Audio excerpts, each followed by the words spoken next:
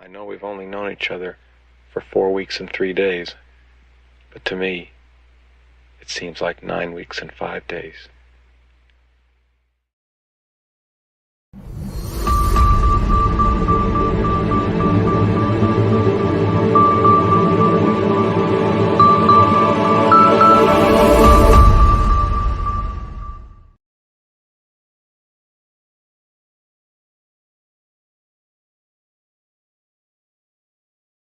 All right, everybody. Welcome to the Sunday edition of the Let's Get Growing show here on the Urban Gardener channel. I'm Enoch. I'm your host today. We've got a really awesome show today because today is Sunday.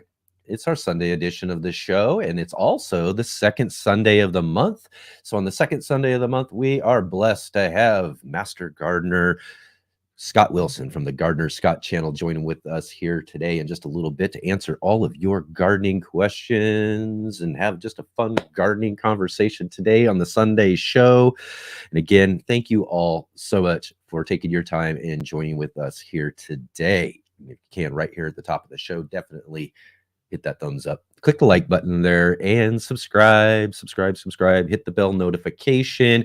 We just went over 16,000 subscribers in the last couple of days. That's pretty awesome for our channel. Thank you all so much for all of your support and subscribing and sharing with all of your garden friends out there and letting everybody know about the Let's Get Growing show and all of the wonderful, fun conversations that we get to have here each and every weekend. Again, we are a Saturday and Sunday show. So if you all had a chance to check out our show yesterday, we had on with us our good friend Nate Meary from Garden Like a Viking. It was such a great conversation. It was great to have Nate back on the show and to have all of his great Viking tribe to come along and hang out with us yesterday. We had such a wonderful conversation on the show. So I hope you go back and check that one out for yesterday's show.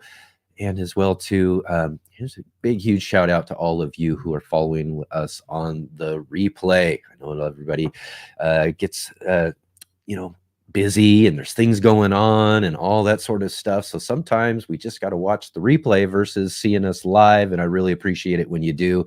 And especially when you jump into the comment sections below and leave all your great comments. I love to see those comments. So please keep them coming for sure. And if you do have any questions or comments here, especially as we get going with our conversation with Scott here just a little bit later on in the show to answer all those great gardening questions. So think up some great questions, write them down, get them ready for when Scott's here on the show, and then ask them here in the comments section in the chat. And definitely we will try to get those and make sure we get to answering those during our conversation with Scott here just a little bit in the show. And also a reminder too, as Jay likes to remind everybody too, if you do have questions, put them in all caps. Put them in all caps so that we can see them and I can tell them a little bit more apart from all of the other comments and parts of the conversation that's happening. So definitely do that. Right on. Excellent. So again, too, I hope you guys go back and check out our show from yesterday. It was just a really great conversation with Nate Meary from Garden Like a Viking. We'll have him back on here actually here in just another few weeks too. I think maybe the beginning of November, like I think it's November 3rd is what we got scheduled for our Sunday edition. We're gonna have Nate on our Sunday edition of the show because we're gonna have him for one of our garden roundtables as we also invite back Mark Valencia from Self-Sufficient Me. He's going to come back and join with us. And so the three of us are going to have a fun, inspiring gardening conversation. And I hope that all of you will come along and check that out as well, too.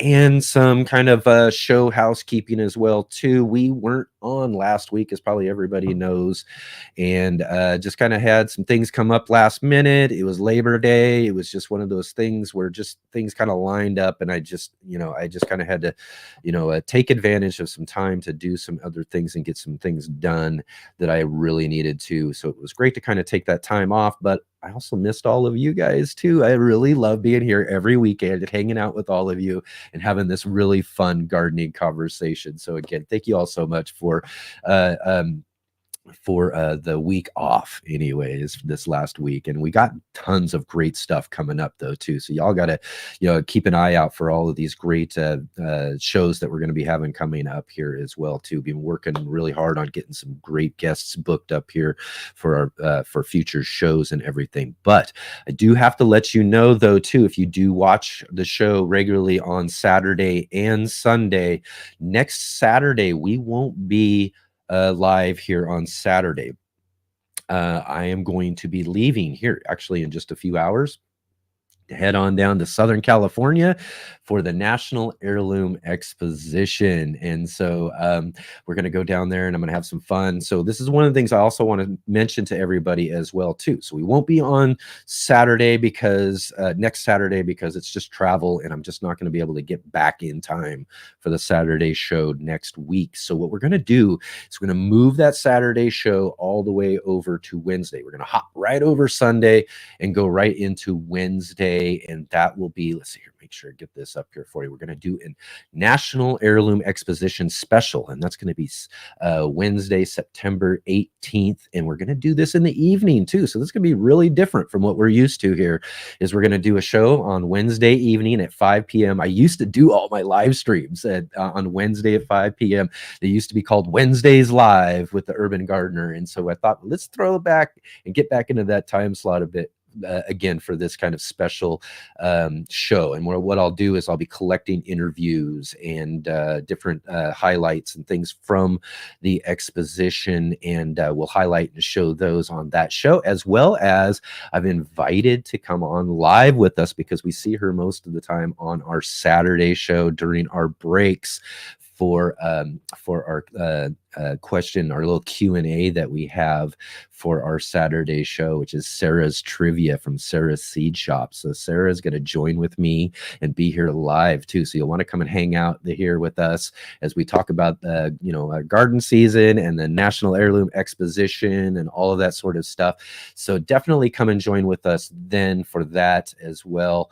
And because it's going to be really great. It's going to be a fun time. So that's going to be kind of what's happening for next weekend. But again, too, I want to kind of highlight that I'm going to be down there this week, and I'm not sure exactly if we've got things figured out completely for being able to do live streams there, like real good ones and stuff. So I'm going to try the best I can to maybe pop in and do some kind of impromptu lives during the 10th, 11th, and 12th, just to kind of show you some of the different things. And maybe it's, we'll just hang out for a few minutes, or I'll, walk around or something if we can keep the reception going and all that sort of stuff. And we'll kind of look at some things a little bit, maybe for just a little couple of hangouts during the week. So keep an eye out on that. And that's a really good reason too for everybody to also, hit that subscribe button, because that'll be a good way to know if we are going live, is to also hit that bell notification right next to the subscribe button too, because then that'll pop up a notification for you and let you know that we're going live. And then you'll be able to see some of those live streams that we'll be doing from the National Heirloom Exposition. So that's going to be really fun. Great week. I'm really, really excited about this. This is probably one of the most fun I have throughout all the year, and I have a ton of fun with gardening and doing all the stuff I do already here, especially with the show and hanging out with all of you guys. But getting down there and to get to do the National Heirloom Exposition is going to be just a blast, and I can't wait for it. And I can't wait to kind of bring some of that content and take you guys along with me a little bit too, whether or not we get to catch up during some of those live streams during the week this week, or definitely for our special edition of the show that we'll do on Wednesday. Again, let me pop that up one more time for everybody here. For Wednesday, September 18th, and that's going to be at 5 p.m. East or Pacific and 8 p.m. Eastern. So yeah, definitely come along and check that out. That's going to be tons and tons of fun. So yeah, we got lots and lots of things going on here, lots and lots happening. I hope that all of you guys are doing really great. Let's catch up and say hello to some folks here. I see everybody's already starting to get into the chat here. Let's get through. All right, off. And of course, definitely right off at the top of the show, we've got to give a big, huge shout out to our facilitator, Jay Dixon from Midwestern Ontario, Canada, join with us each and every weekend to, facilitate our chat and leave awesome links and just information and things like that during our conversation. So keep an eye on that, especially during our conversation with Scott, if we're mentioning certain things like that. Jay is always right on top of it, giving you guys some great links to check out while we're having this conversation. We got Riverdale Gardens with us. Great to see you. Thank you so much to have you here. So good to see you. We've got also our moderator, Adam Burley, helping us with a little work in the chat as well too. Adam from right up the road. Good to see you, Adam. Great to have you here with us on the show. And of course, Jersey Girl, one of our great regular viewers here on the show. So awesome. Thank you so much for joining with us, Jersey. It's great to see you. Serena, awesome. How are you doing this weekend? Awesome. Look at this. We've got Teats and Treats back for more after yesterday. Yes. That's what I'm looking for. Is awesome. Thanks for coming back. Thanks for joining with us on the show. I really appreciate you coming here and joining with us again too. Hans, how you doing? It's great to see you. Great to see you. Awesome. Again too, you guys are so great. Thank you so much for being here. Val, it's good to see you too. I haven't seen you in a little bit, so it's great to have you back here with us again too. Awesome. Let's see here. I want to make sure we're getting everybody a nice little shout out before we move on. And of course, Big Will Dog. Yes. Great to have you too. Yeah. So great. All right. So we've got a nice, good crowd today to get started for our show. This is just again, really great show. I look forward to this second Sunday every single month. I wish we could almost talk to him almost every week, but he's got his own stuff to do and he's got his own show and all of that sort of stuff. So, Gardner Scott coming up here just a little bit later on as well too. So again, think up some good gardening questions. I'm really relying on all of you out there. Get some good gardening questions. Get those ready to go for when we get Gardner Scott coming on here in just a minute. But it's also Sunday edition as well too. In Sunday edition, we've got to catch up with our good friend Mark Boucher-Colbert in the garden.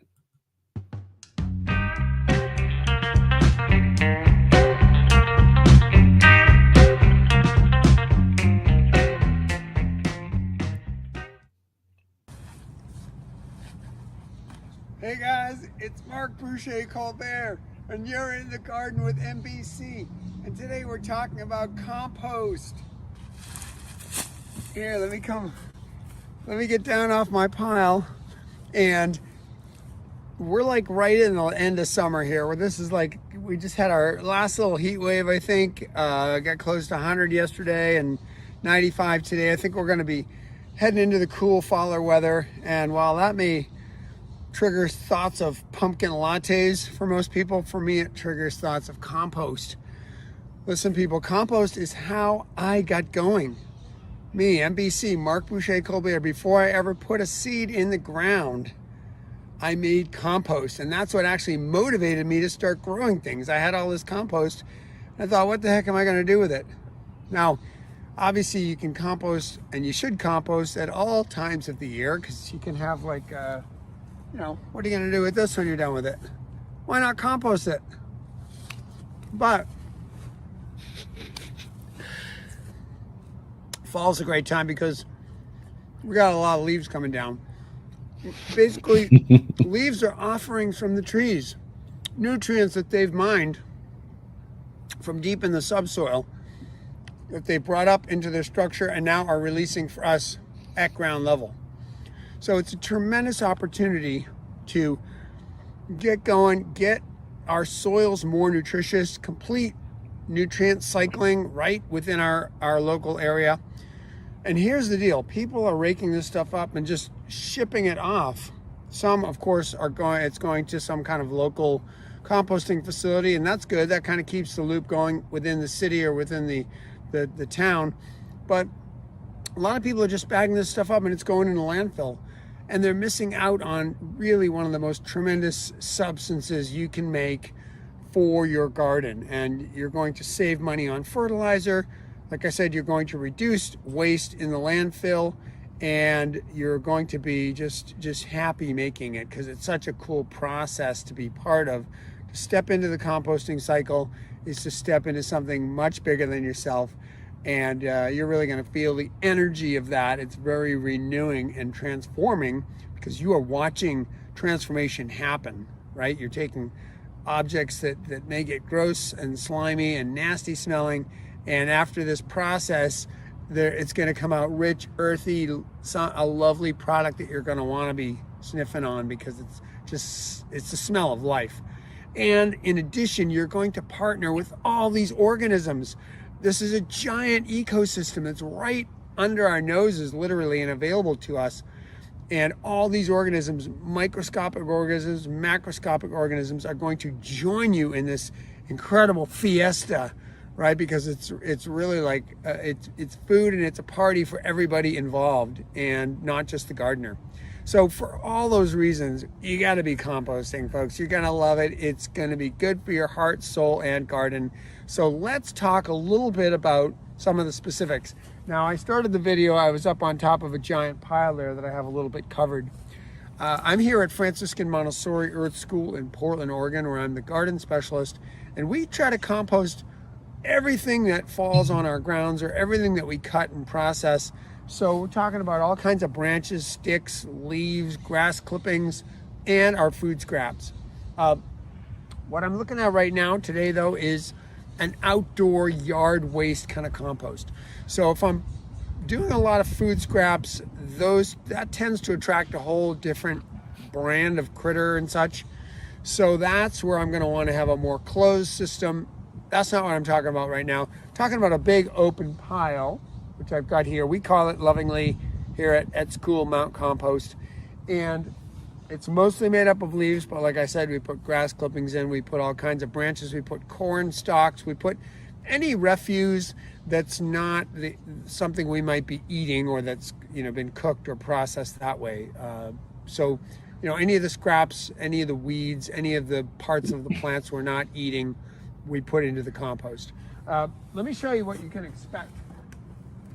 So after we produce the compost, it's really amazing, and I like to have these little sifters for the kids. I also have some bigger ones that are sort of mounted on stands that you can drive a wheelbarrow under.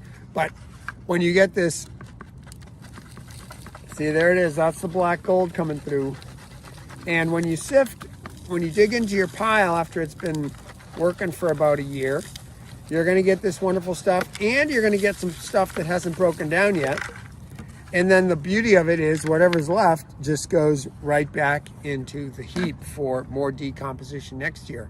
Sticks are kind of resistant, but eventually nature's going to have its way with all things.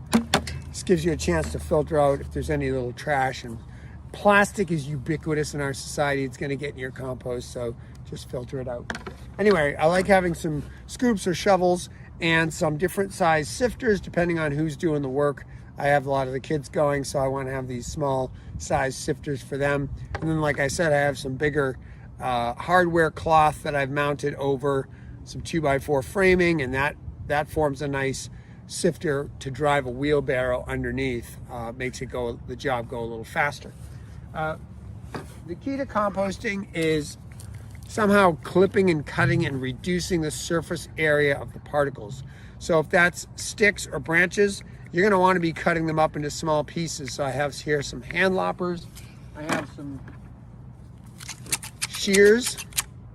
I have some, I guess you call those hand pruners. These are more the loppers, right? The large that help you cut up a bit, give you more power, more leverage, cut bigger sticks. Yes, I'm putting all our prunings in from various fruit trees, all the woody material. It's actually good to have some woody material in the compost because it's going to add some aeration. Talk about that in a minute. What else do I have? Oh, breaking up. I found my weed whacker has become one of my more useful tools for shredding dry leaves.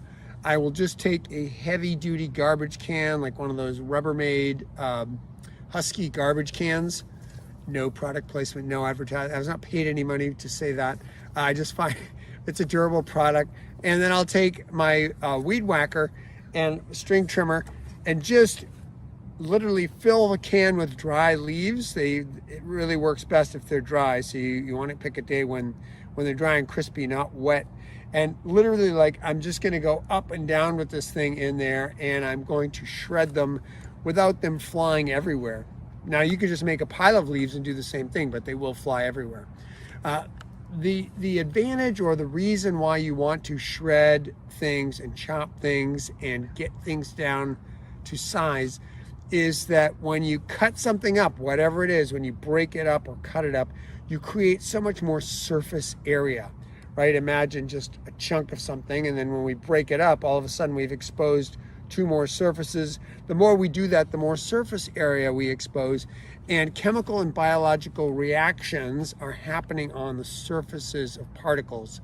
So as bacteria and fungi move into feed, as just sheer chemical reactions happen between elements and molecules in the compost, it's going to happen at the surfaces. So the more surfaces you have, the faster the pile breaks down.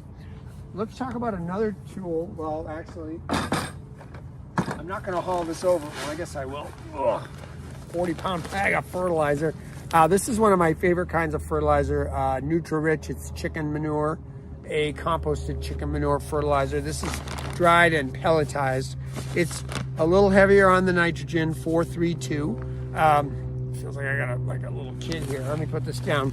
And I add lots of chicken manure fertilizer and or other kind of high nitrogen fertilizers to my compost pile, because compost is really high. Most compostable materials, especially if they're what we consider calling the brown materials, the dry leaves, the carbonaceous wood, the lignin, the materials that are not easily going to break down.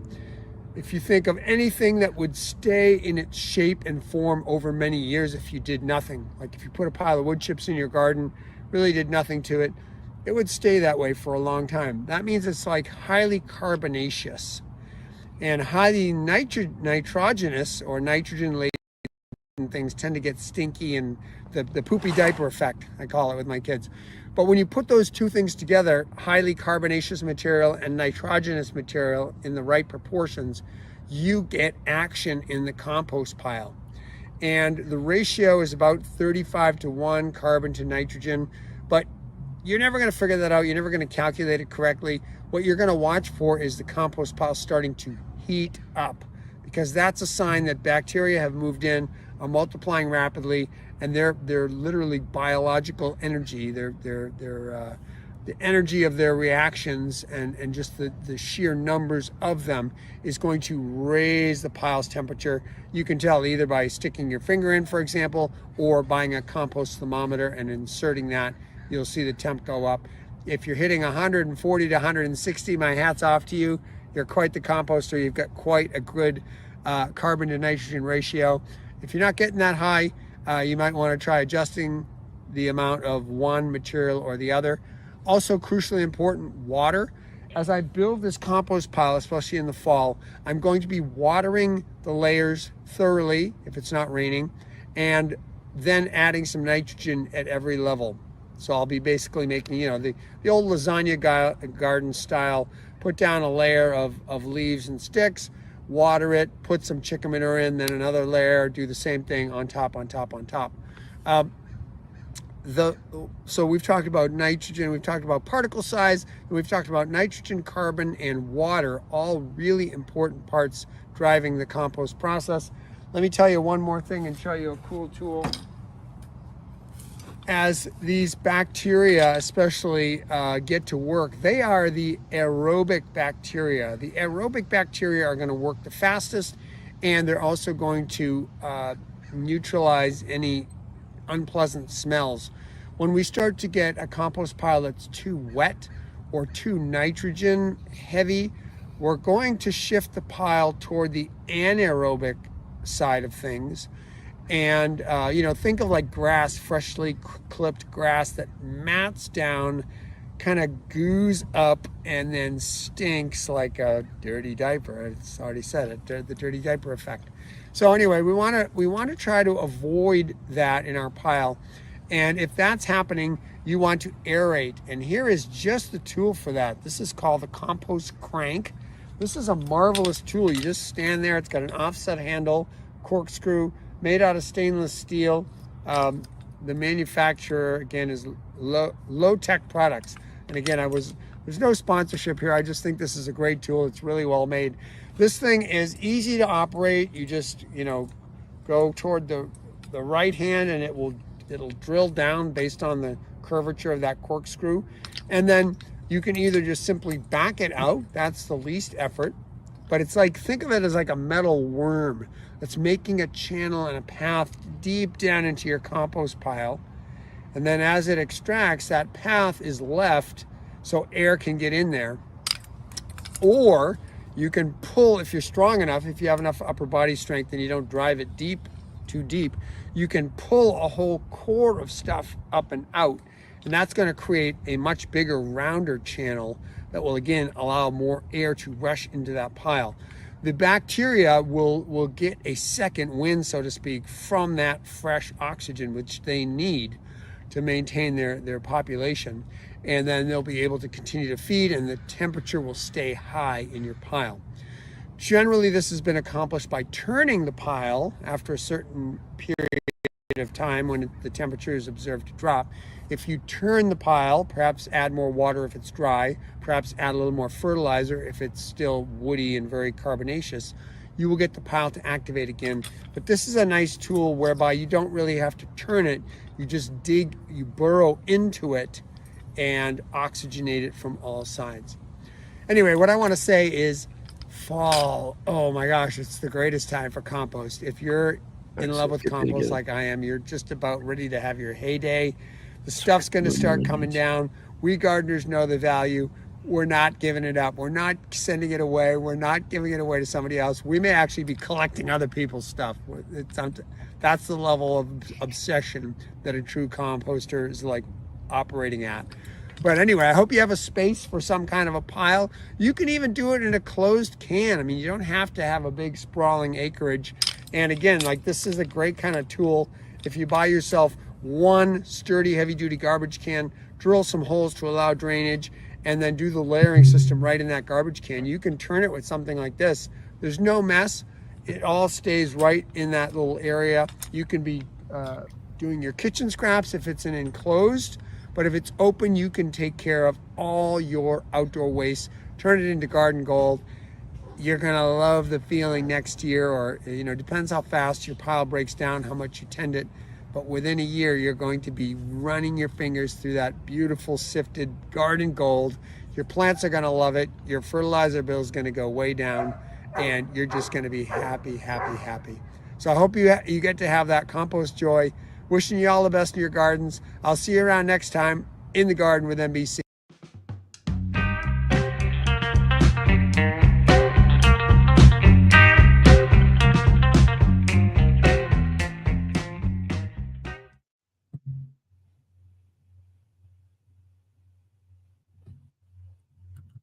All right. Another great in the garden segment from our good friend Mark Boucher Colbert up there in Portland right now.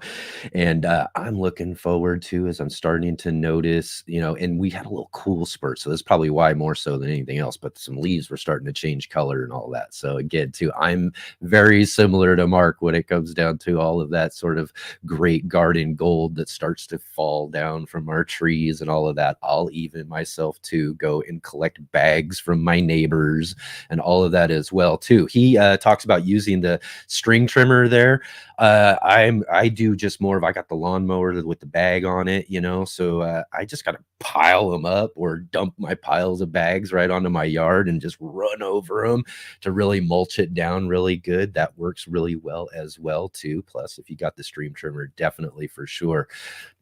Definitely that works really well as well too. So right on. Let's see here. We've had a couple of others joining with us during that segment. Let's welcome to the show English Ladies Kitchen Garden. Nice to see you. Thank you so much. We also got let's see, Karen, which is also known as Big Wes's Lawn Care. Excellent, excellent. And I was seeing there, it looks like he's got his wife's phone right now because of some technology issues. But thank you, Wes, for coming in and joining with us here on the show again today. So great to see you. Jimmy Pickles joining in with us there.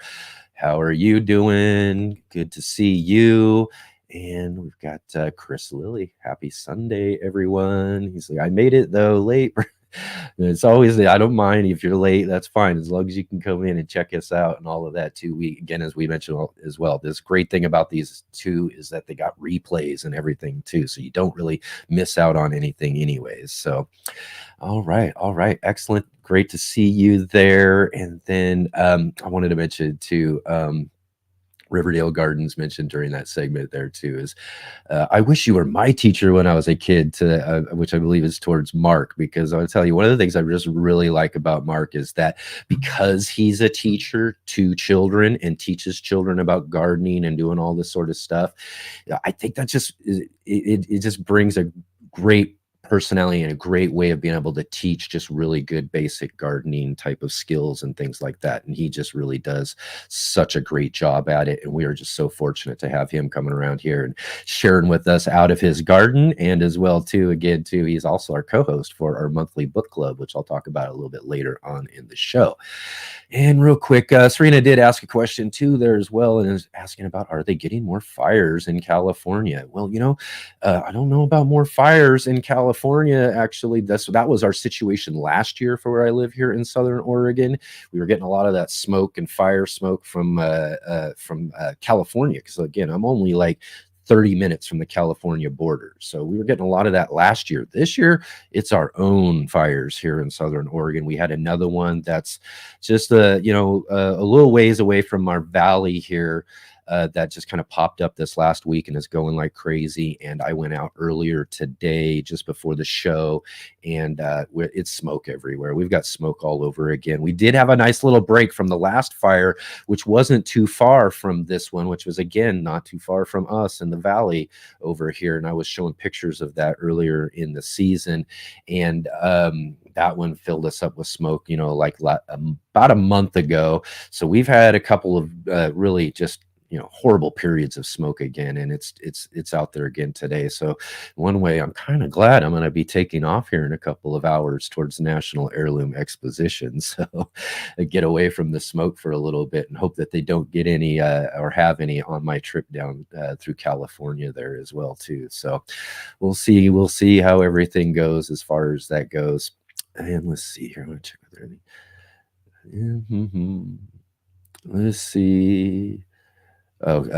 Wes was saying here, the electric Toro leaf blower is what I have. It's got a impeller that chomps them up. Lawnmower was my chopper before, of course, and I have a bagger to collect them after that. And then it was a game changer. So yeah, that would be a good way to do it. I've seen some of those that got mulchers in them and stuff. That would be kind of good to do and all of that as well. So yeah.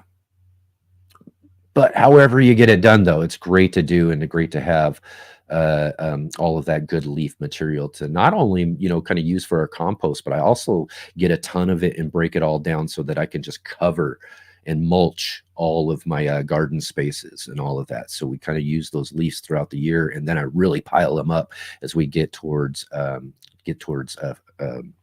winter. So, all right, everybody, let's get moving along here today.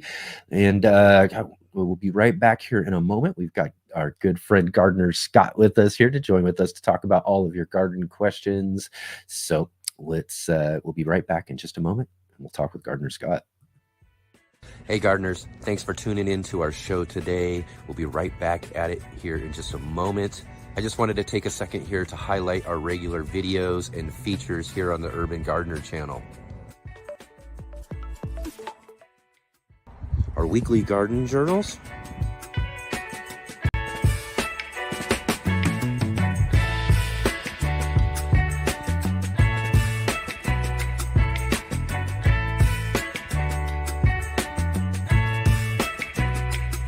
and our incredible featured visits.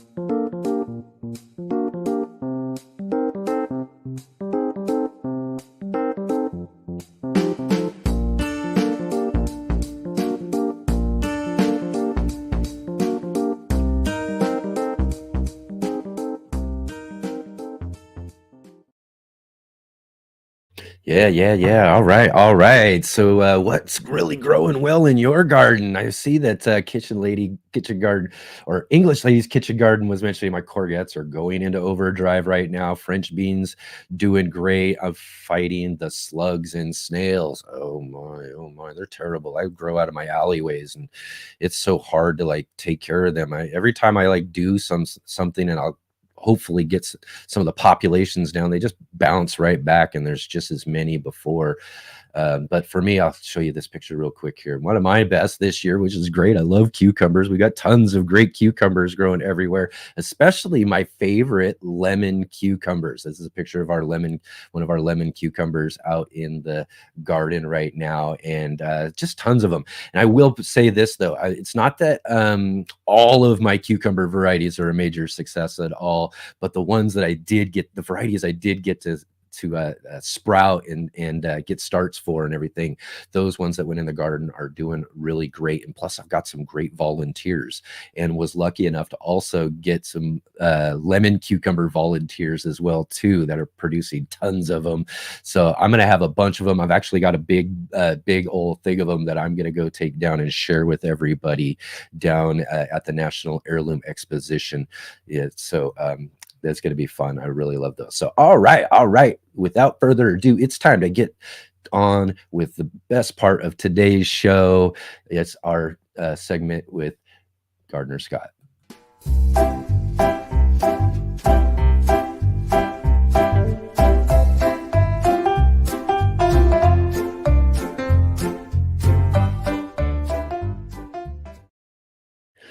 All right. Let's welcome Gardener Scott to the show. Thank you so much, Scott. Good to see you again.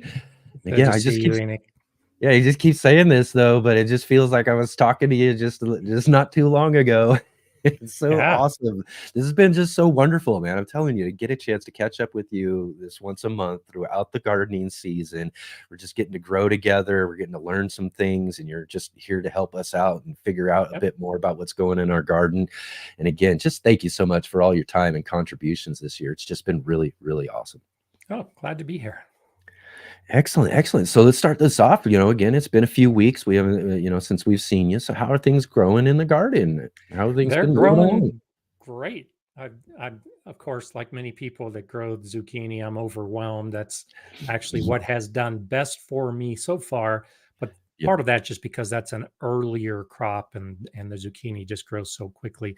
But I'm getting some tomatoes. I've had tomatoes every night for about a week now, which is fantastic. And the cucumbers every night for a couple weeks now. So it's fun. I've got melons that are getting close. I've got peppers that are getting close, but everything's just doing great. Yeah. Again, too, it's a really decent season this year for sure. And like I was mentioning about those cucumbers, I've got, I've actually kind of struggled with them the last couple of years, and more so my own issues with timing and things like that, with other things going on. But this year I was so fortunate to actually get some cool volunteers this year too, and mind you, they are taking over a good part of my garden right now, but the production's great. Like I said, I've got this big old basket of lemon cucumbers that I'm going to get to go take down to California with me to share with everyone too. So that's going to be real great. So that's one of the real great things about some things that produce really well. Although, zucchini, I've given plenty to my neighbors so far. So. I've given more away than I've used. That's right.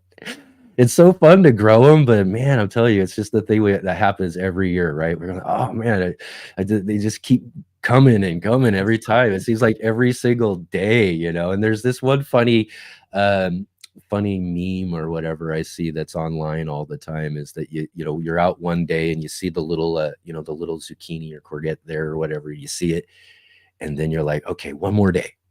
And then you come back the next day and it's this big giant thing. It's huge. My plants are doing so well that the leaves are big and green, and I grow vertically. So my zucchini actually grow up through my trellis as they get bigger. And I had one like happens to everybody that grows zucchini that was growing vertically. The actual fruit was growing vertically. So I'd been looking, at the base of the plants. I've been looking for all of the zucchinis the fruit that was spreading out. And because this one was basically camouflaged within the vertical leaves, I didn't see it until it was poking through the top of my trellis. Yeah. And it was 18 inches long and weighed more than 5 pounds. And Oh my. it's just crazy how big they can get, and you just don't even see them as they're growing. Mhm. And that's a lot of, like, especially the ones in the back. It's just those ones for some reason, and you get some good leaves covering them up. Yeah, they can hide really easily. And the next thing you know, and I think, for me, I've got one of them in a similar situation growing out of the back. I've got these mine growing in like these big giant pots. So I wanted to try these big giant pots this year. And then I also put this big giant stake in it. So what I wanted to do is kind of pull it up and kind of grow it up. And Okay. so that's what we've been working on this year and doing that. And I had one of those and it just totally pulled the plant backwards because it got so heavy. And so I come out one day and there's like, that's how I found out that I had this big giant zucchini Yeah. back there. It was actually heavy pulling that thing back. That's funny. Right on, right on. So again, too, I'll just pop that back up there. I want to remind everybody, drop in your gardening questions. We've got Scott here, so let's make sure you get in all your garden questions. And like Jay says, let's put them in all caps so that I can see them in the conversation there. We can hopefully make sure we get to those for sure. And let's see here. Just want to make sure I'm also, we got Rob with us joining up right now too. How are you doing, Rob? So one of the things I kind of wanted to start with, and I'll kind of get the conversation started with too, kind of coming out of yesterday's conversation, I had on the show Nate Murray from Garden Like a Viking. He's got a really great channel. He's a really great guy. We were having some fun talking about all sorts of stuff, but we had someone ask about raspberries. And for one, and I'll get to this part of it all, they were asking me specifically about moving them to containers and all of that. But it's been so long since I actually tried doing some raspberries. I was trying to think of like certain things and I was like, I didn't quite have it. And then I was talking with Nate too, and he's like, I haven't grown raspberries before. So we were kind of stuck in a position of like, well, we're not sure. So I made sure I made a note so that we could talk about that today. Okay. Get some good information about raspberries. Now, my question is raspberries, from what I know and understand and remember, they grow kind of on maybe a biennial type of situation, or maybe it's the different varieties and again, it's the type of canes, right, that we're looking at? Yeah, so it depends. So there's two different types of raspberries. There's the one type, and it's what I grow. I grow the heritage variety, and it will fruit on the first year canes, on the prima canes. Yeah. Now, Okay. when you grow that type of raspberry, it starts growing in the spring, it's growing through the summer, and just right now, my raspberries in September are starting to set fruit. So you won't get fruit until late in the season. Then there is a different type of raspberry, different varieties completely, where they flower on the flora cane. That's the cane that you will leave up over the winter and then it flowers the next year. And for those type of raspberries, you'll typically get a harvest in summer because they'll start flowering in spring on the old wood, and then you'll have the harvest earlier in the year. So two totally different ones depending on when you want your harvest and depending on when they flower on the cane, either the first year cane or the second year cane. Okay. So yeah, so then those second year cane ones, then you're just kind of how are we I guess this will be the question ultimately then is and based on either one of them, is there a pruning or something we need to be thinking about as far as that goes? Yeah, typically the pruning of the first year cane. So the prima cane flowering varieties, you can chop them down to the ground every year, and then they will send up brand new canes to flower and fruit later in the year. Whereas the the second year, the one that are fruiting on the floor canes, the summer bearing raspberries, you need to leave those canes up. Now, it's common to top those canes and just cut off the tips. I don't think it's absolutely necessary. They'll often die back a little bit if you live in a harsh winter region like I have. And so I think that's one reason why people will just prune the tips to kind of even out the raspberries in your patch, and then they'll send out the new leaves and the new flowers and the new fruit. Uh, it's common, and there are some varieties, so like blackberries, for instance.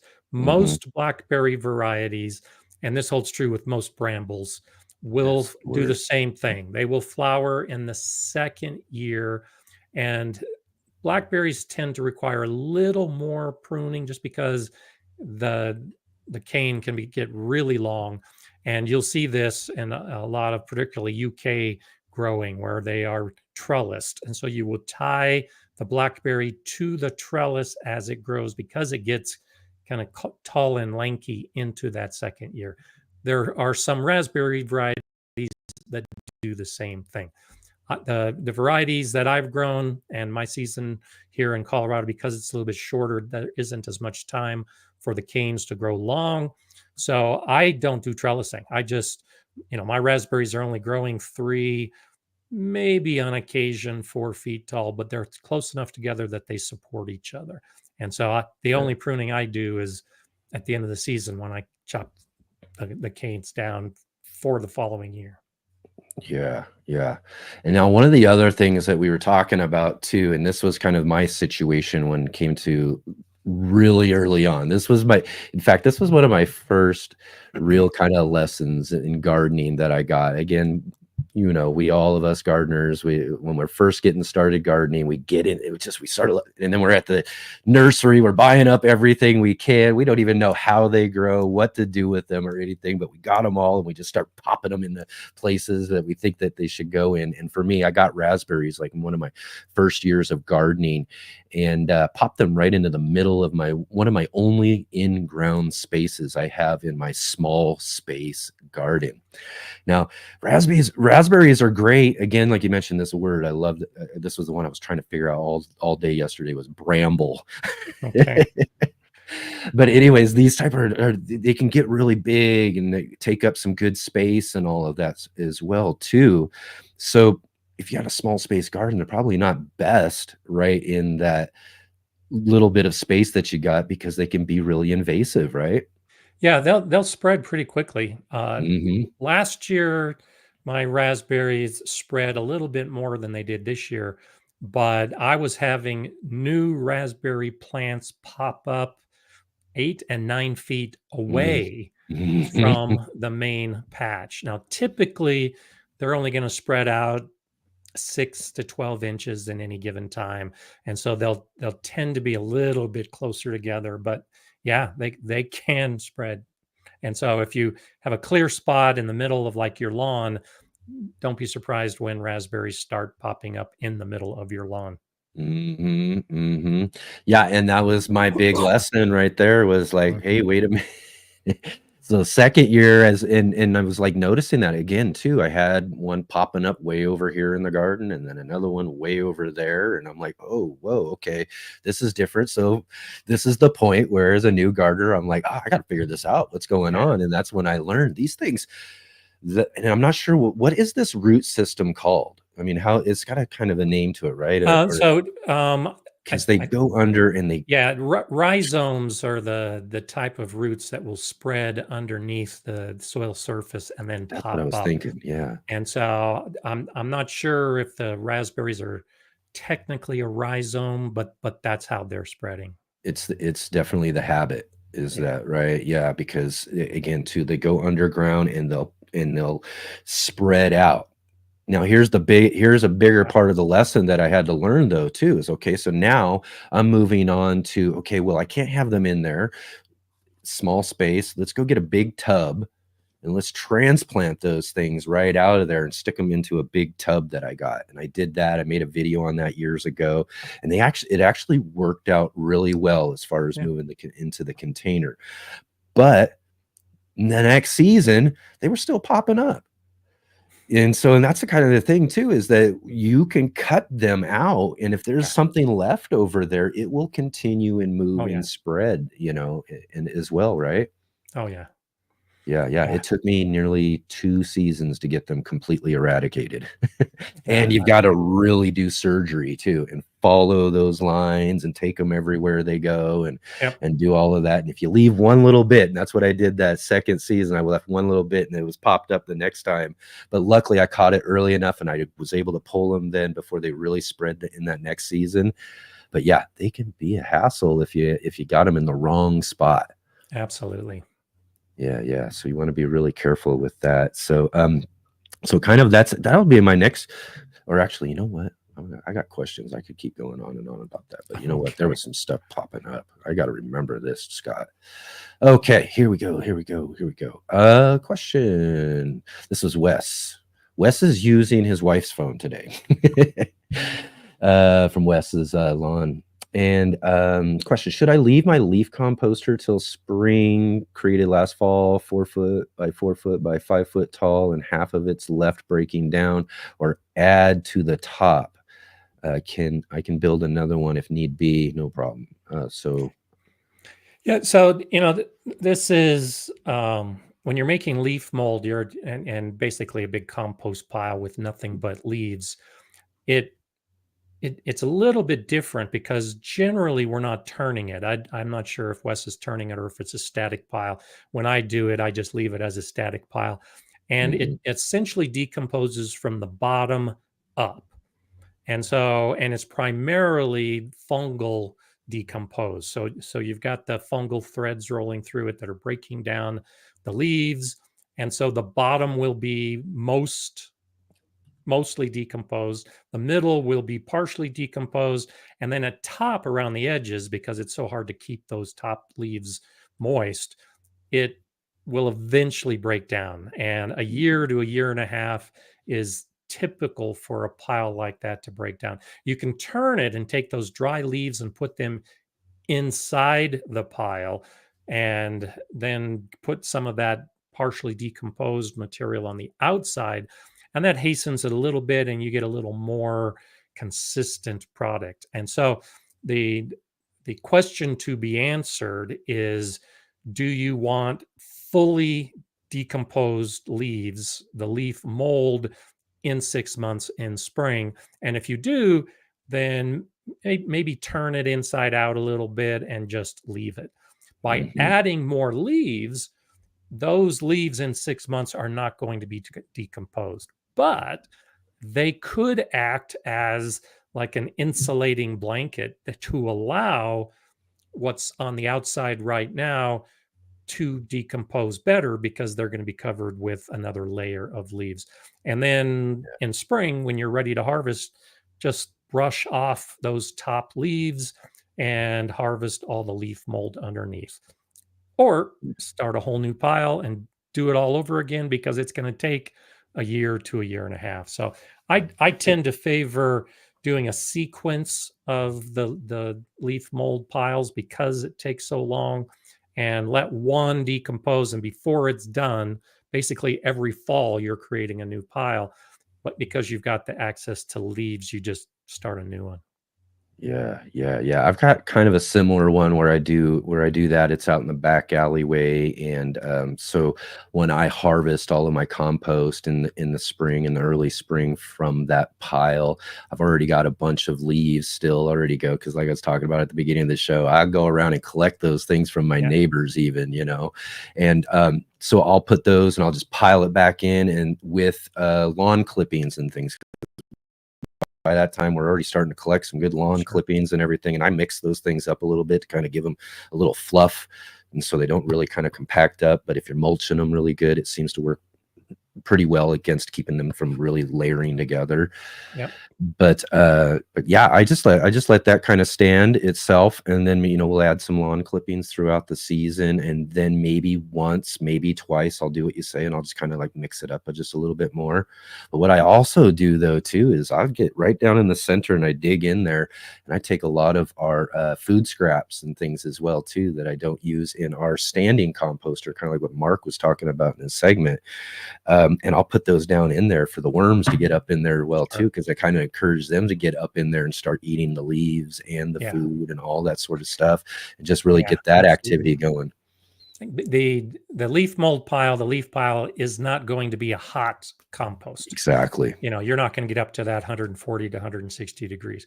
And so, like I said, it's primarily fungal, but absolutely the earthworms, the arthropods, and that's, there's a lot that's happening inside that pile because it's not hot. Yep. And enticing them with other food options can bring them into the pile. And the fungal activity in itself right there is just a huge attractor to the worms, just on their own, for one. But making sure you got lots of food, because then you're attracting more of them, they're reproducing, and you're just getting tons of them, and it's really great right before I get, in the springtime, you go and reach right in there and just pull out handfuls of worms and everything. It's just really great stuff. So you get the worm compost and the regular compost all kind of mixed together. Absolutely. All right, let's see here. Let's move on to another question. I clicked the wrong one. Whoops. There we go. Here. Next question. Oh, we had a question from Teach Treats. How did your greenhouse work this year? Great. It's been doing fantastic. I've got one of my green stock towers in the greenhouse growing strawberries. And almost every day since late May, early June, I've been eating strawberries. I have a couple ever-bearing varieties, and the greenhouse has really protected them. And the strawberries outside the greenhouse took longer to get established. Now they're coming in strong, but that was my first success in the greenhouse. And then fig trees. I've got 2 Chicago fig trees in my greenhouse, and both of them survived the winter and are doing great. And I've got figs on the trees right now. And so I'm not sure how long it's going to take. I've been pulling them off of mine right now. It's so great. I actually pulled off some of the small green ones because I don't have ripe ones yet. So I'm guessing I've got at least 6 weeks before they're going to ripen. And so I pulled off some of the little ones to try to divert energy into ripening of the other ones. So those have been great. And then I've got peppers and tomatoes that are doing good. I'm growing different varieties this year than what I grew last year. Last year, I had black cherry tomatoes in the greenhouse, and they just took over. They just did fantastic. And the tomato varieties I've got right now aren't as good. Hillbilly is doing the best of what I've got in the greenhouse right now. And I've got a pink bumblebee that's doing okay. The bumblebee's doing a little bit better in the bed outside the greenhouse. But overall, it has been a success. It's really working out. And I've got at least 2 more months. I'm hoping maybe even the possibility going into December before my greenhouse gets too cold and everything will start fading. Excellent. Oh, let's see. I'm going to drop in here because you're mentioning strawberries. Serena just mentioned here, since your new puppy has discovered she likes strawberries, are you growing any in the green stock in your greenhouse? Yeah, so for ventilation in my greenhouse, I leave my doors open. And so the dogs can walk in and out.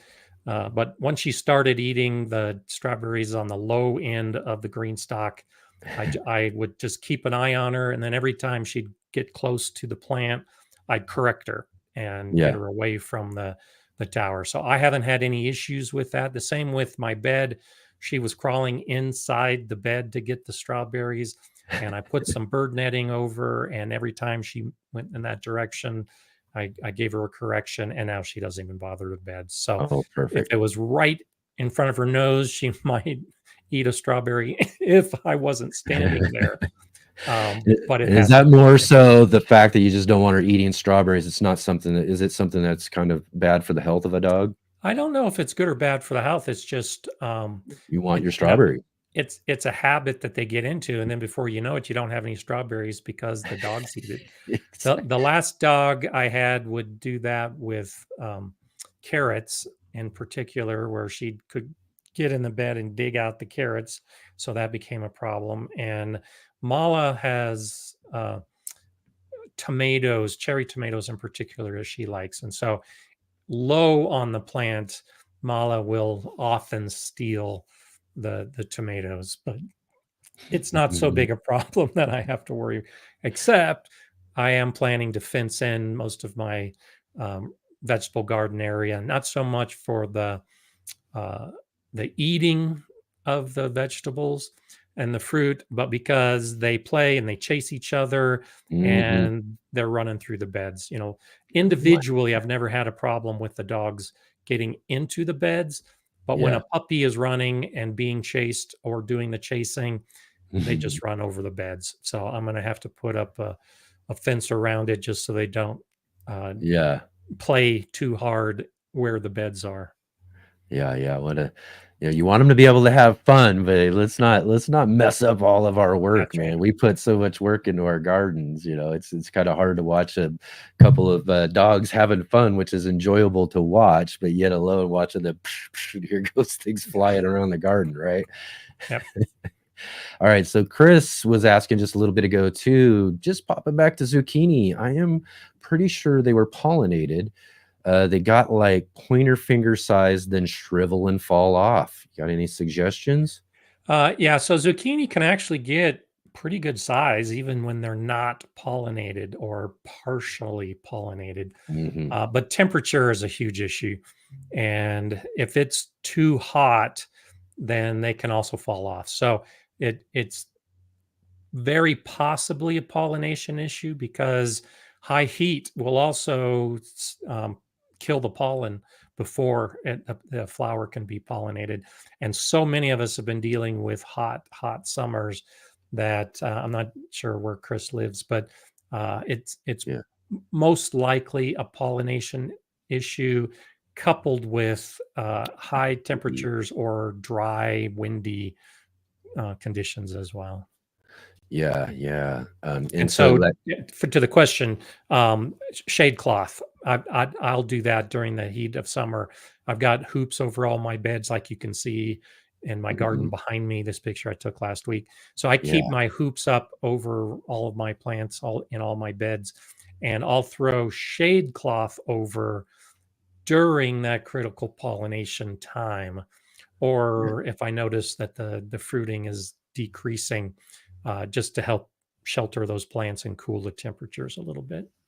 Yeah, so that's so kind of also too is that again they are kind of growing and expanding as they're trying to be pollinated, right? Yeah. So that's kind of maybe the deception. They're thinking that they Yeah. might be pollinated, but they're not quite yet. Exactly. Yeah, exactly. That's great.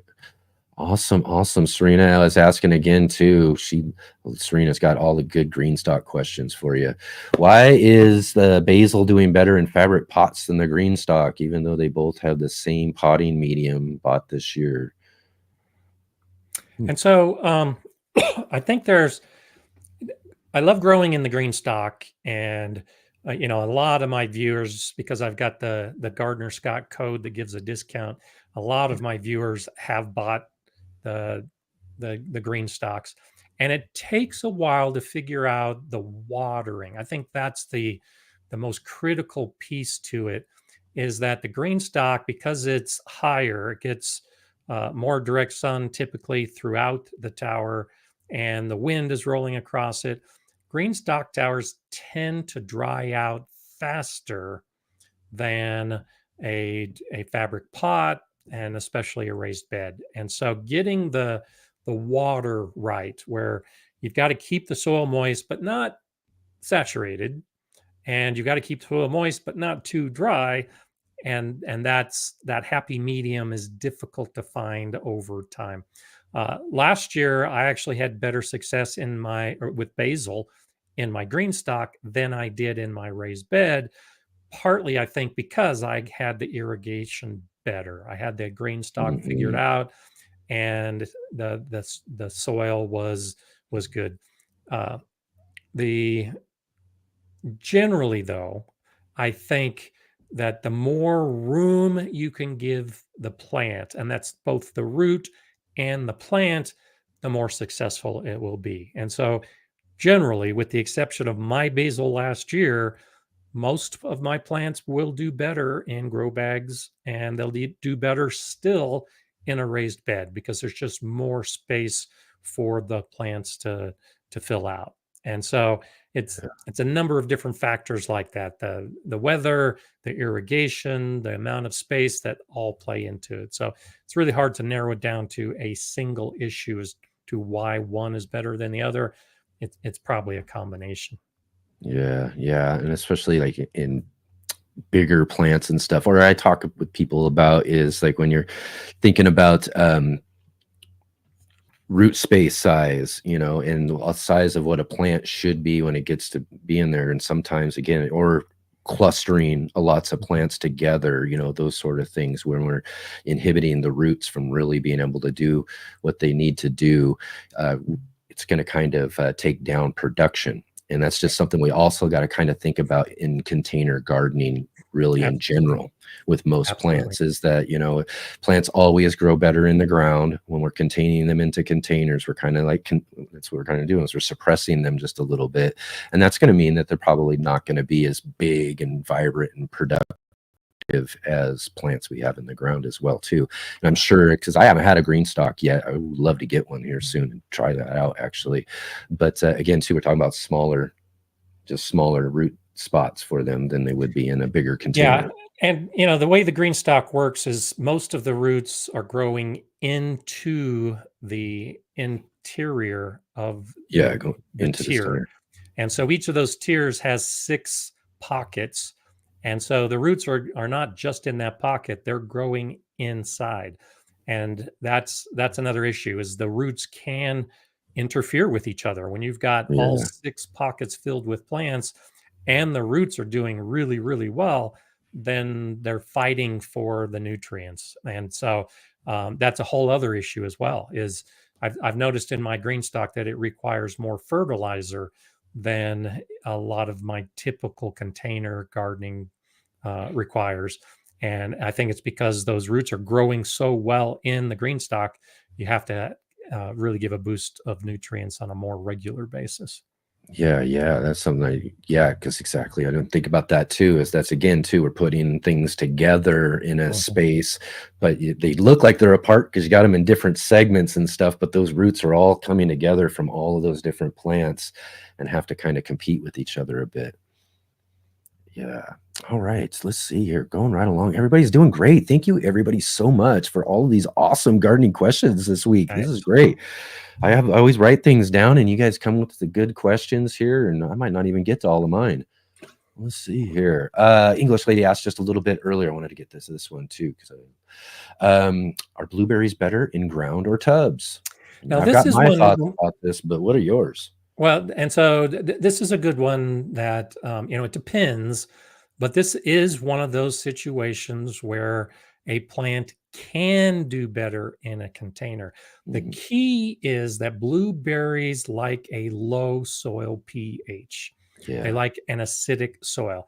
So if you're trying to grow blueberries in open ground or in a raised bed that has a neutral pH or higher, then the blueberries aren't going to do that great. The plant may stay alive. You may get some flowers, but it's unlikely you're going to get any fruit. So if your garden generally has a neutral to alkaline soil like mine, then blueberries in the ground will not do better. And you must grow blueberries in a container, in a big pod, Mhm. some place where you can design the soil Yeah. with a low pH in mind. And so you put the blueberries into a container with an acidic soil, and they'll do just fine. However, if you live in an area that has naturally acidic soil, like we were just talking about, most plants will do better in the ground. And so blueberries that are growing in a native soil that has the proper pH will just, like we're talking with the raspberries, they love that soil. They'll spread, they'll take over, they'll get huge. And it's all about the soil and determining what you're going to use and which will actually end up doing better. Yeah, yeah, it's pretty much exactly kind of what I was saying is that that's one of the experiences I had. Again, another thing too is I'm learning along in my garden early on. I planted my blueberries just right along out in the alleyway out there and had them all set. But man, I didn't get any blueberries in like the first 2, 3 seasons I was growing, and I'm like, what's going on here? Yeah. You know, and obviously, again, too, this is where you learn. Yeah, maybe a little bit more acidic soil, and I did try to do some sort of like additives to it, just to try to increase the acidity where they were for the last season I had them in there. It didn't really do much of anything for me. But then when I moved them into, and I got big, large like storage tubs for each individual plant, and I was able to get some acidic soil from my local nursery that had specialized acidic soil. I use an acidic fertilizer for them each year to kind of boost that up. In fact, I think this year I'm going to kind of pull them out, maybe break the root back a little bit, maybe reset some new soil and all of that too, because they've been in there now about 3-4 years. So maybe it might be a good time to kind of revitalize the root system a little bit. What do you think about that idea? Oh, absolutely. Elemental sulfur is typically what's best, but a lot of the sulfur products are a different type of sulfur, and it will fade in time. And so you really do need to keep the pH low, and regular application of those specialized fertilizers and sulfur really will make a difference in the long run. And again, too, similar like we were talking with raspberries, though, too. How about ideas if this is something you're doing, you're growing blueberries in a container? How about pruning? Should we be thinking about pruning or keeping them back, or it them the bush out, depends. maybe? Yeah, it depends on the blueberry, because when you buy your blueberry, you can choose the size. And so it may be a blueberry bush that's going to grow 3 or 4 feet tall. And then there are blueberries that'll grow 5 and 6 feet tall. So a lot of it depends on what variety you're growing and how big the container is that can support that growth. And so with most container gardening, if you see the plant struggling because it's too tight of a container, then by all means, keep it pruned so that the root system can support the size of the plant. Yeah, yeah. Excellent, excellent. And let's see here. Dusty was asking again about we were talking raspberries earlier. Is it possible for a raspberry to be sterile? It is not producing. So he's saying it looks like he's got raspberries that just aren't producing. I don't know what could be the issue. Yeah, it is possible. There's particularly with hybrids, if the raspberry popped up from 2 different types of raspberries, I suppose it's possible that it's sterile. The thing about raspberries is that they only last for a year or 2, but the plant may come back. And so if it's an old strawberry plant that will send up canes, it's possible that it won't set any flowers or fruit. I've seen that in some sections of my garden where the plants that I put in the ground 3 or 4 years ago will still leaf out and occasionally send up a cane, but there's no fruit on that. It's the younger canes that are going to be producing the fruit. And so that's one way to revitalize a raspberry patch, is to dig up some of those older plants that really aren't productive anymore. So I don't know for sure about the sterility of the plant, but it's possible. My guess is the conditions are such. I've also noticed in my patch this year, I've got some pretty big areas that I'm not getting any flowers, and I know that the soil has probably been depleted, and so I need to add some manure and do some more effort to get the soil back to where it needs to be to support the growth of the plant as well. So that could be a factor where the soil is just played out and you need to amend it. Yeah, exactly. That's a good idea. Again, most everything, man, comes down to the soil sometimes, right? Yeah. So let's see here. Big Will Dog asked a question about strawberries. Did you have any fungal issues that spoiled any of your strawberries? Mine have issues from time to time that I try to correct with lab serum. Yeah. So I have very, very few fungal issues in my garden because it's so windy and it's so dry and it's so hot during the summer that I've tried growing mushrooms in the garden and I just can't because it's so dry in my region. So no, I haven't had any fungal issues with my strawberries specifically or generally. The only fungal issues I have in my garden is powdery mildew that is starting to hit my zucchini right now. And powdery mildew likes a dry environment. And so that's one of those things, knock on wood, I'm lucky that I don't have to deal with and really be concerned about where I live. Yeah. It's the powdery mildew is something I haven't quite seen yet, and it usually gets me really good every year. So hopefully things are okay so far. And I haven't seen it yet, but man, I'm telling you, I've been dealing with dang squash bugs like you wouldn't believe this year. Oh man, I'm telling you. Anyways, let's continue with some strawberries here real quick too, because I had a couple. That was a couple of my questions I had actually too. Strawberries, and again, too. Oh, are they going to need to be replaced after a while? Yeah. In fact, I actually will have a video coming out here in the next couple of weeks that'll be talking about how to replenish a strawberry bed because it varies slightly between the varieties, but for the most part, strawberries are really only going to be productive for 2 or 3 years. The plant can live beyond that, but after about the 3-year point, kind of like I was saying with the raspberries, it's played out. It's not going to be sending out any new flowers and fruit. So periodically, you need to pull out the old strawberry plants and then just go with the young ones to keep going. And depending on the variety, it kind of like the raspberries as well. There are varieties that will fruit in the first year that you have them. And so this year, I just absolutely love TriStar is a variety that I'm growing in both my green stock and in an open bed. And I got them as 1-year-old bare root plants. And so when you put those into the ground, they're essentially going into their second year. Right. And so very prolific, very, very tasty this year. And I'll leave them in the ground next year, the mother plants. But I can expect that in that third year, it's probably going to be less. The second year tends to be the most.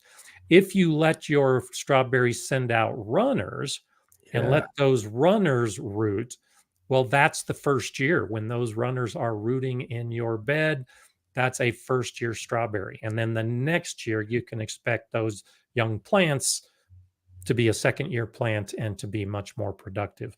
And so that's a general idea. And that's what I'll be talking about in the video, is where you can actually plot out where you put the strawberries to take advantage of that. And so the video I did, I'm sure Che will probably post it here in a little bit.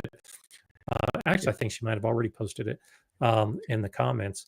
When I laid out those TriStar plants, I put them in like a big grid with a lot of space in between. And so as the runners spread, the runners will now fill that space between the mother plants. So next year, at the end of the season, when I take out the mother plants, all that space inside has been filled by the runners that I allowed to fill that space. And so that's one way of doing it. What I'll show in the video is actually clearing out half of the bed completely and then putting some of those new young plants into the new side of the bed. And you can do that. I did that with a big, long bed that I had years ago. and basically divided it into thirds. And Yeah. so either way, but basically if you're doing a 3-year cycle, every year you're ripping out all of the strawberries in 1/3. Or if you're on the 2-year cycle, you're ripping out all of the strawberries in half the bed. And then you just keep swapping so that you always have the young, healthy strawberries plants producing. Yeah. And two, it's a good idea. Create kind of a, like you're saying, a good rotational system that you can set up. But one of the things that I've heard about and I've been doing, and it seems to be kind of working pretty well for me though, is that, so when you're talking in the 2nd-year plants, right? So I've got my 2nd-year plants. When those start producing runners, I cut those off. Yeah. Of my 2nd-year plants in order to hopefully get my plant. And is this correct? And is this going to encourage, maybe it's more fruiting or better fruit? It depends on, how you're growing. And so if you're growing in a grid system like that, it's a balance. So for the first month, 6 weeks, I was pruning off any runners that appeared because I wanted that new mother plant to have as much growth as possible to set up a root system and to become a strong plant. And then 3rd year. And so, but in the first year, with the 2nd-year plant, I was pruning off most of those runners.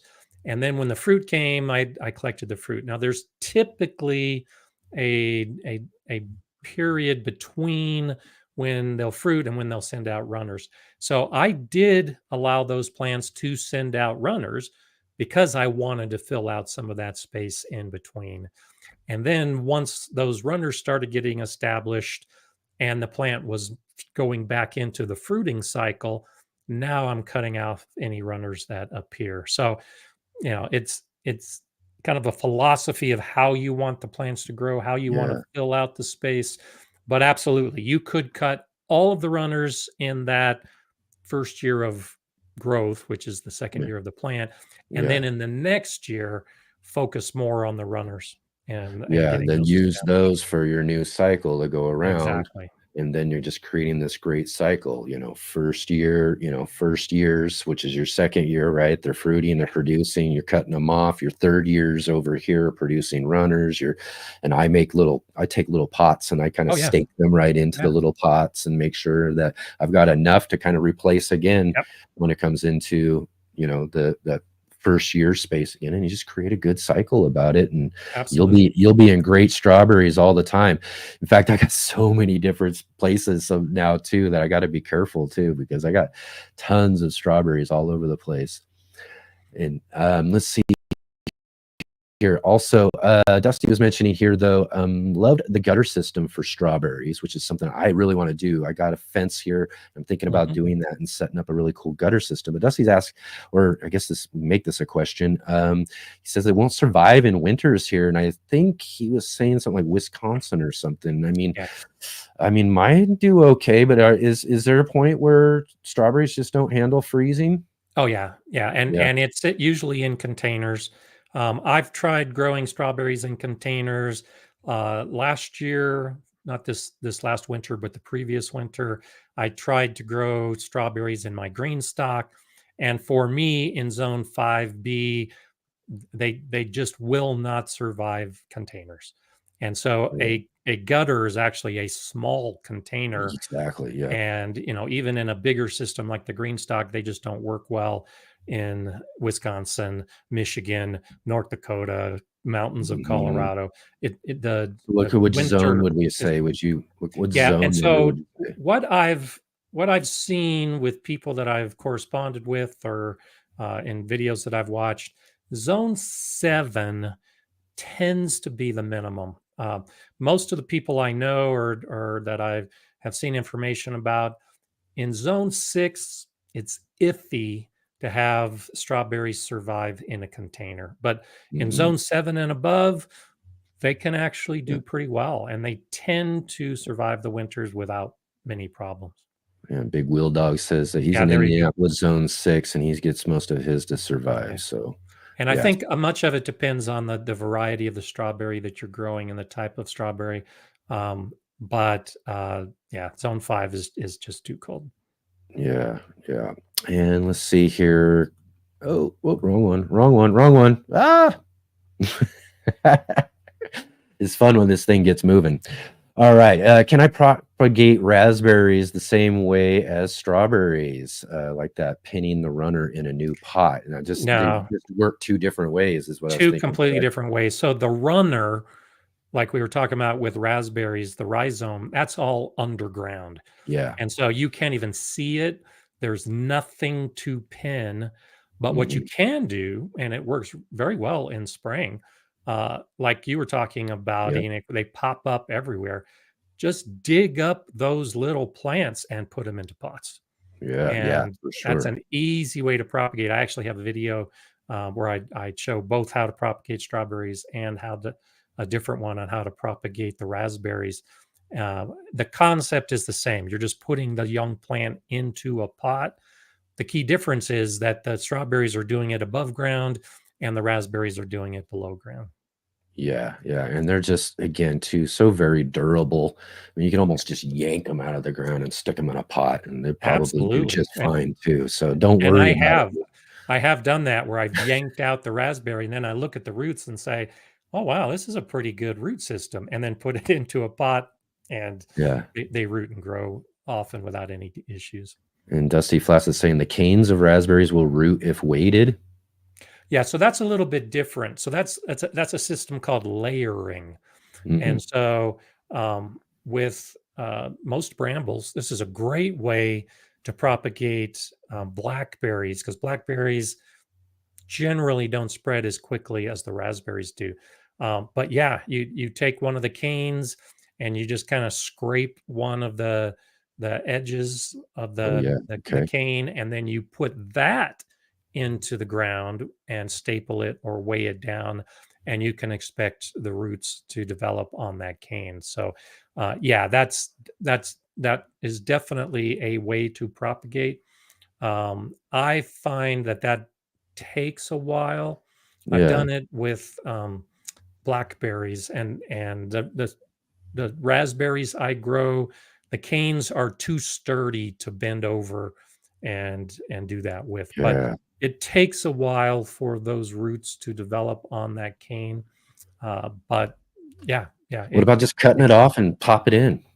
uh, some canes that and some varieties that will work. A lot of it Yeah, depends on the soil and how damp you can keep it. But yeah, that is a possibility as well. yeah, yeah, But right on. again, it just takes longer. And especially with raspberries, because they spread and they typically spread into areas you don't want them to be. I just find it so much easier to dig up a plant that's already growing and put Mhm. it someplace else than it is to do the layering and try to get those roots to develop. Yeah, yeah, that's probably the best bet there too, for sure. All right, so let's see here real quick here. We're rolling along today. Boy, the show's just going right by today. Yep, Wow. we're gonna Lots of good we're stuff, almost everybody. I'm telling you. we're You almost guys have done. been bringing it today. In fact, I wanted to get into something and I think, let's see here. So we got that. Okay, yep. Here we go. This will be a nice little transition to what one of my questions. Serena was asking, I have a raised bed made with cinder blocks that is 1 cinder block in height with 3 foot by 7 foot of planting space. Is that enough space for two blueberries and a butterfly bush? I was trying to say them both at the same time. Yeah, that should be plenty of space. Blueberries, again, depending on the variety, uh, Hmm. might be like 3 feet apart because they're each going to grow to be 3 feet wide. And so that's typically enough space. Depending on the butterfly bush, I've got buddleias that are dwarf and they're only 2 to 3 feet high. And then there's butterfly bushes that are 8 feet tall and wide. So it completely depends on the variety and how big the plants are going to get.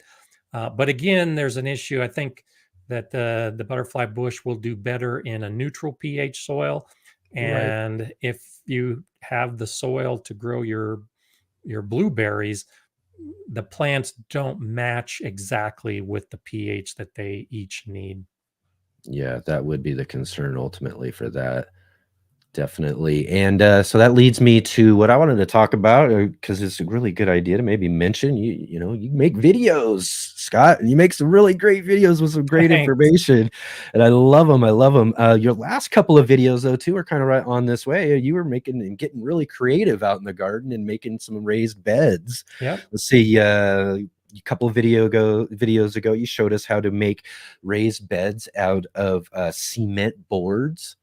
This is something new. I never thought about this or even, that sort of thing. And then also your most recent videos about stone raised beds. You want to talk about those just a little bit, Sure. Yeah. So the cement board, it's like a hardy backer, a backer board. It's what is used in construction, typically in bathrooms, and they nail those boards to the wall and then they put Yeah. tile on top of those boards. And so they are water resistant and they're very, very strong.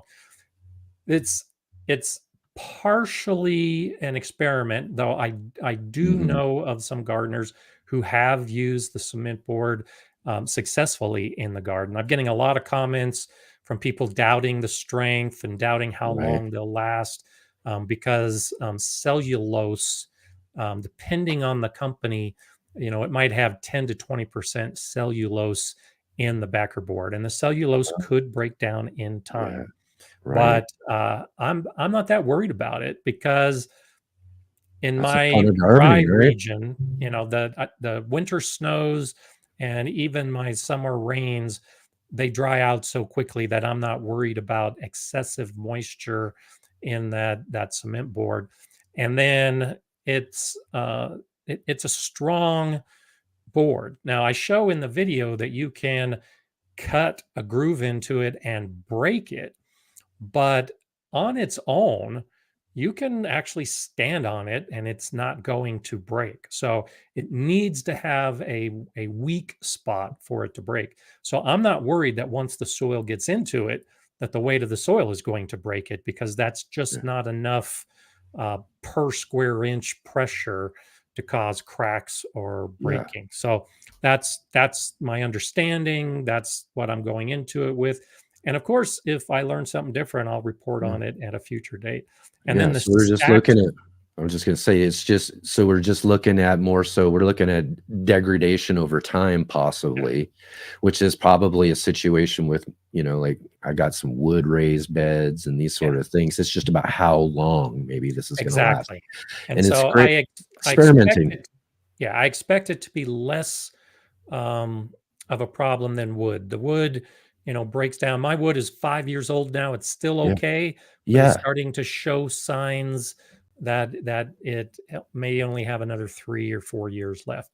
And so Mhm. I'm guessing that the cement board will last at least as long as the wood, hopefully longer. And Yeah. nobody that I'm aware of has ever made a raised bed with cement boards with the intent of trying to find out just exactly how long they last. So we'll Here see. we go. Follow We're gonna follow see, yeah, along, and we'll see what long, happens. absolutely. I'm looking forward to finding out about that for sure. In fact, I don't know, I might even be on this experiment soon There you go. myself. I think it's a great idea, especially, to try some new things and do things, especially if it, can possibly last a little bit longer than wood. What would we say though, in comparable, like on cost, as far And as so the cost. So I was able to make. So the bed is 5 feet by 5 feet, and it's 18 inches high. And the cost of the cement board was about $25. And so Okay. where I live. And then I put some 4x4 support posts in the corner, and total cost to include the screws, because I did buy some specialty screws, total cost for a bed that's 25 square feet was less than $50. Okay. And you can't build a wooden raised bed for that at Yeah. all, because the wood just is Yeah, more that's expensive than the yeah, cement. yeah, and it doesn't seem like it's come down much over the last Yeah, season or 2 after that big spike that it went through. I couldn't believe that when that one happened. yeah. Right But on, right on. the stone, the other one you're asking Yeah, about the is the stone, yeah. flagstone stacked stone bed. That's the complete opposite. I mean, that unless you've got a good source, flagstone is relatively expensive. And so that bed will cost a lot more to construct, but it's going to last forever. It will never break down. And so that's it, throughout the garden. I'm a huge advocate of raised beds, but that's the biggest issue is the longer you want your bed to last, the more it's going to cost to build that bed, or at least to maintain and replenish anything that goes that decomposes in the bed. Yeah, exactly. That's one of the ones. That's one of those types of beds right there, Scott, that our grandkids will be growing Exactly. out Yeah. of. Excellent. All right, let's do this. We got to let you go here real soon. We're going to wind down our show, but we got another question here. Actually, there's two real quick. Let's see if we can buzz through these real quick. Dave asks, hey, Gardener Scott, is there anything you're planting now? Is now a good time to get perennial plants transplanted, or do you think it's a bit late? So it depends on your region and when your winter comes. And so I am doing some crocus bulbs, some saffron crocus bulbs. And now is generally, for most of us, a good time to get bulbs in the ground. Now, those specific bulbs need to go in at least 6 weeks before your expected frost. And so I'm about 6 weeks away from a freeze for sure. And I may or may not have frost between now and then, but I'm planning to cover their big pots. I'm planning to cover and protect them if I do get some cool temperature. And so most bulbs need to go in 6 weeks, or depending on if you're, so these bulbs will actually start growing this year. If you're growing or if you're planting bulbs for spring crops, then you can actually do it within 4 weeks of your point that the ground is going to freeze. And that is something to do right now. And that's the one thing I'm doing right now. I am looking at the possibility of doing some shopping at the nurseries and the garden centers for the end of season clearance. Yes. And that's something I do every year. If I find something right now on clearance that's a perennial, then yes, I've done that with a lot of areas of my garden where I'll be putting in, and I'm considering putting some mums in. I was talking to the gardener at a garden center that has mums right now, and he said they're going to be going on sale soon.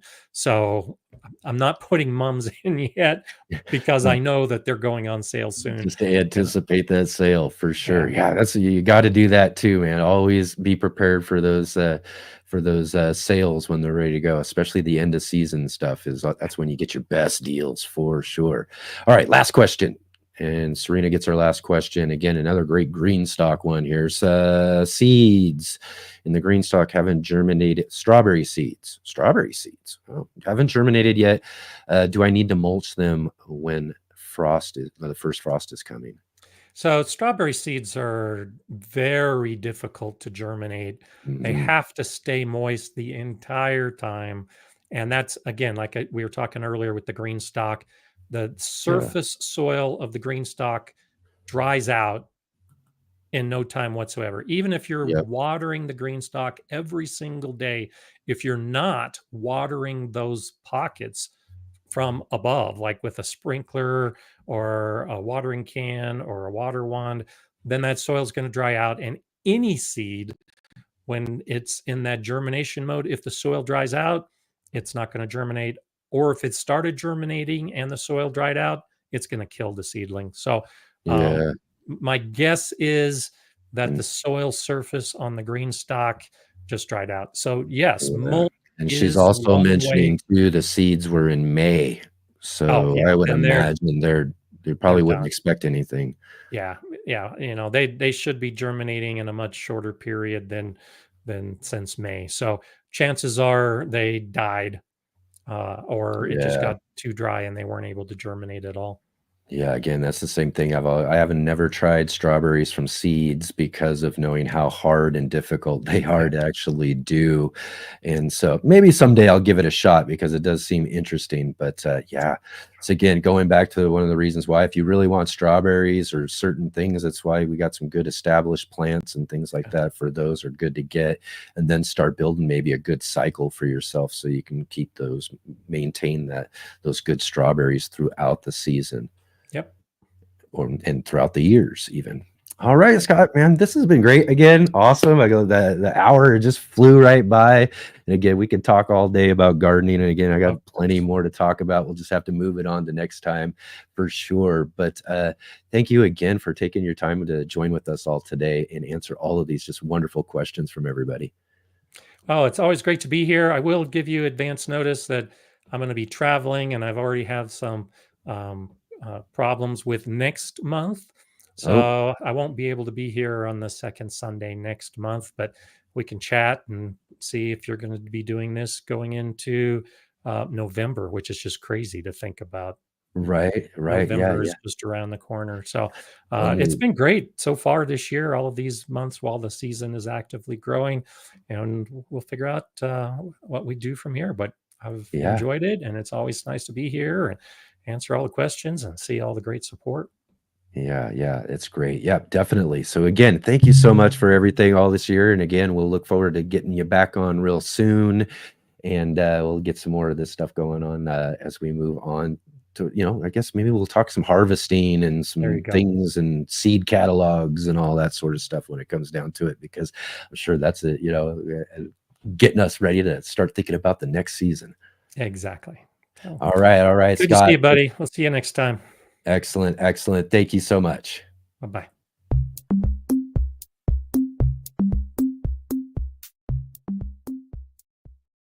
Let's Get Growing is sponsored by IV Organic. Hi, my name is Charles Malky, biologist and plant expert with IV Organics, where we grow cool plants and author Saving the World with the Home Garden. IV Organic 3-in-1 Plant Guard has 7 natural oils that protect your plants, not just from the summer heat as well as winter cold, but also protects your plants from damaging insects and rodents. The oils in the product include castor, cinnamon, clove, garlic, peppermint, rosemary, and spearmint. These oils are natural insect and rodent repellent oils, which are encapsulated by the base powder, offering your plants months of protection at a time.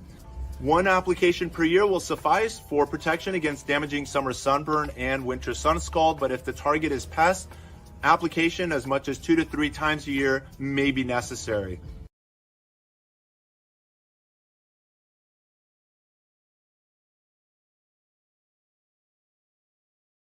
All right.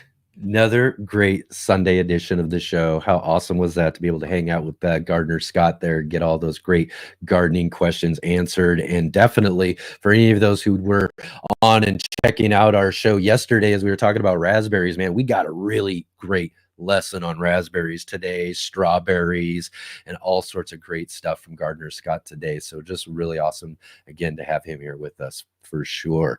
Definitely. And so I hope all of you have been doing really great here throughout the day. Thank you so much for all of your questions today. And if you are here right now, again, at the end of the show, click that like button and hit the subscribe button if you haven't already. Bell notifications so that you can be notified of upcoming videos and live streams, because here's the thing, we are going to be heading off here. In fact, I'm getting closer and closer to hitting the road here to head off to Southern California for the National Heirloom Exposition. So you'll want to hit that bell notification to be notified of maybe some impromptu, I might just turn on the camera while I'm down there and do maybe a little live stream here and there, kind of show you what's going on. So you might want to keep an eye out for some of those things going on, maybe on Tuesday, Wednesday, and Thursday. And then we're not going to be here for Saturday. Saturday we're going to move, basically, because again, I'm going to be gone and traveling back, and I'm not going to have enough time to get back to do the Saturday show. So we're going to take that Saturday show and we're going to move it over to Wednesday, September 18th at 5 p.m. So we're not going to be doing an early show. We're going to be doing a later show, sort of like I used to do back in the days when we used to do our Wednesday live streams. So we're going to do that on Wednesday at 5 p.m. Pacific time and 8 p.m. Eastern. We're going to do our what will be a special edition of the Let's Get Growing show. And it's going to be a whole full coverage of our 2024 National Heirloom Exposition visit. So what I'll try to do is, while I'm down there, I'll try to get some video clips of different things going on with the show, and then hopefully get some good interviews with some great people. There's tons of great, awesome gardeners down there to talk to. So maybe we'll get some video clips and all of that. And then on again here, let's pull that back up real quick.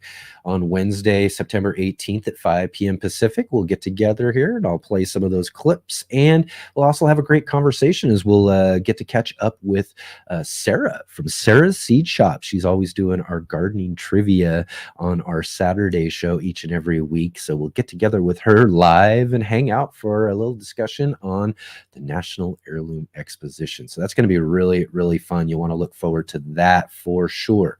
But then again, we will be back at our normal time for next Sunday, though. So be prepared for the Sunday edition. We'll definitely be back in time for that, because it will be the third Sunday of the month. And on the third Sunday of the month, we do our monthly gardening book club. And our monthly gardening book club this month, which is going to be so great, is Marta McDowell. She wrote the book.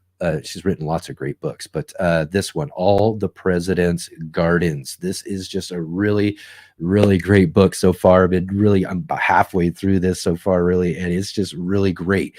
And something I really didn't expect, really, when it came with this book, is it's talking about all these different gardens and stuff, but we really got like a really whole look at how like the White House came about, the capital city, and all of this sort of stuff in the framework in the minds of our founders who were thinking about gardens and this sort of thing. George Washington, which I learned a lot more about him in this book too, was probably, George Washington would probably be like me today if he wasn't a general and doing all that sort of stuff. He'd be a garden nerd, probably producing the weekend gardening show like this and talking about how he just looked forward to all the new things that would come in the nurseries every year, or even, which they had even really rudimentary type of seed catalogs and things back in the day, and in gardening books and all that sort of stuff. He collected tons of those from all over the place in Europe and everywhere. So it was so cool to learn that about George Washington, about how much of a garden nerd he actually was. And the crazy thing about it, though, too, is that he didn't even get to live in the White House, and all of these future plans of the gardens and all that sort of stuff kind of started with him and all of that sort of stuff. But he did have just amazing gardens. I believe it's Mount Vernon is what was his home. So yeah, you'll definitely want to come and check that out again next Sunday for our discussion with Marta McDowell and her book, All the President's Gardens, and also get to catch up with our good friend Mark Boucher-Colbert, who'll be here with us live as our co-host as well too. So that's going to be really fun. I hope that y'all come and join with us then.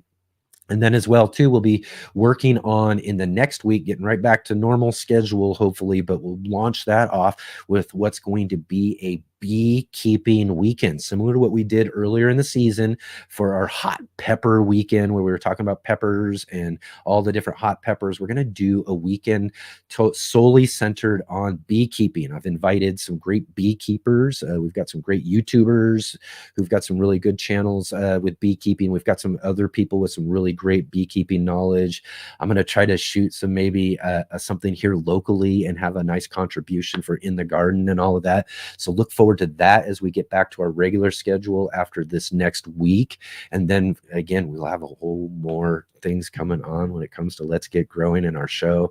And I'm just really, really just excited about getting everything going. I'm kind of re-energized after taking last weekend off. So I just really look forward to all of this and seeing all of you in our upcoming shows and stuff. And again, really excited about this National Heirloom Exposition and getting to see everybody there. Rob says, have a great and safe journey. Yes, thank you so much. Yeah, I'm just, again, really excited, super excited. I need to get started here and start getting all of my stuff together and make sure everything's all ready and set. And then I am going to hit the road here real soon. All right, real quick too, though, I just want to mention to everybody here, if you do have a chance, not just Gardener Scott and all of that too, down below there's a link, but also there we have a link to our gardening community, which is on Facebook. This is our Facebook group. It's appropriately named the Let's Get Growing group. And I'd love to see all of you there. Come and join with us. I mean, even if you don't do much with Facebook, come and join our community. Come share with our share your gardens, share pictures and that sort of stuff, because that's a great way for me to be able to see what you've got growing on. So I look forward to seeing all of you coming and join along with us in our gardening conversation on the Facebook group there as well too. So again, too, lots and lots of those things going on. And as I said, to follow the links down below in the description. We got all sorts of great links there, especially to Gardener Scott and all of that. And if you haven't yet subscribed to Gardener Scott too, this is another thing I want to encourage everybody to do is let's continue the support. Let's continue to keep this moving. You know, they're coming and spending some great time and sharing with us. Let's if we get some time, jump over there to some of their stuff that they've got going on through the links that we have down below, and then maybe leave some comments on their recent videos or live streams and all of that, and say that you saw them here on the Let's Get Growing show. And one last thing though too is if you didn't get any of your gardening questions answered today on today's show, you can get them answered on Gardener Scott's show tomorrow morning. He'll be on 8 a.m. Pacific, I believe, and he'll be all ready to answer all of those gardening questions we didn't get to today. And then you can join with him on his great live stream as well too, and help show some support there too. So again, thank you everybody for being here this weekend. And again, we're off next Saturday, but I might see you sometime during the week. So make sure again to hit that bell notification or keep following along around here and see if we're putting out some little live streams and all of that during this week. And so I'll see you really, really soon.